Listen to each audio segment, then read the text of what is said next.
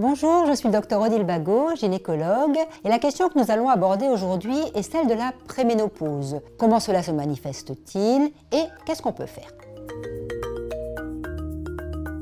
Alors la préménopause, comme son nom l'indique, ce sont les années ou les mois qui vont précéder la ménopause. Disons d'emblée que la ménopause, c'est un an complet sans règles, en moyenne vers 52 ans. La préménopause, ça se manifeste comment? Aux alentours de 48-49 ans, eh bien une femme qui avait des règles tout à fait régulièrement, tout à coup va se retrouver 2-3 mois sans règles avec des signes qui vont rappeler en tout point la ménopause, c'est-à-dire des bouffées de chaleur, peut-être des troubles du sommeil, des troubles de l'humeur. À ce moment-là, si on faisait un dosage hormonal, on verrait que l'hormone dite de la ménopause, c'est-à-dire la FSH, est augmentée. Mais cette augmentation est transitoire, ça ne signe pas pour autant la ménopause. Pourquoi? Parce que tout à coup, les bouffées de chaleur vont disparaître et comme par hasard, les règles vont revenir.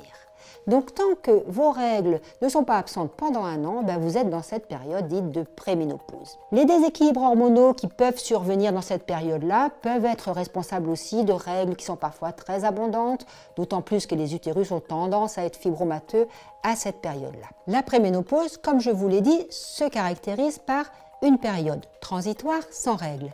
Mais quand on a déjà une contraception sans règles, que ce soit le stérilet à la progestérone ou une pilule progestative, comme ont beaucoup de femmes entre 40 et 50 ans.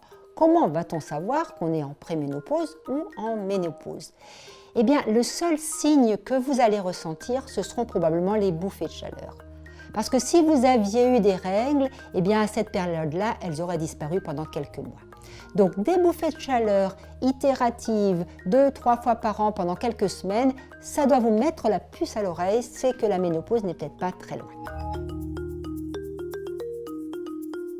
Et qu'est-ce qu'on peut faire à cette période-là pour avoir moins de symptômes? On va faire appel d'abord aux médecines complémentaires, puisque le traitement hormonal n'est pas encore d'actualité. Dans les médecines complémentaires, on a l'acupuncture, l'homéopathie avec l'Akésis en 9CH, 3 granules, 3 fois par jour, et surtout les phytoœstrogènes. Dans les phytoœstrogènes, vous connaissez bien sûr le soja qui est le représentant principal de cette catégorie de produits. Il n'y a pas de contre-indication en dehors du cancer du sein. Souvent, ces produits qui coûtent une quinzaine d'euros par mois sont associés soit avec du sélénium pour un effet antioxydant, du magnésium ou des oméga 3 pour les troubles de l'humeur ou du sommeil. Et donc, en fonction de tout ça, c'est vous qui choisirez le produit qui vous convient le mieux. Et n'oubliez pas que l'activité physique, c'est formidable non seulement pour garder la forme, mais aussi pour atténuer tous les symptômes, que ce soit de la préménopause ou de la ménopause plus tard. Voilà, j'espère que tous ces conseils vous seront utiles pour passer le mieux possible cette période qui, il est vrai, est un petit peu difficile. Je vous dis à bientôt sur Doctissimo.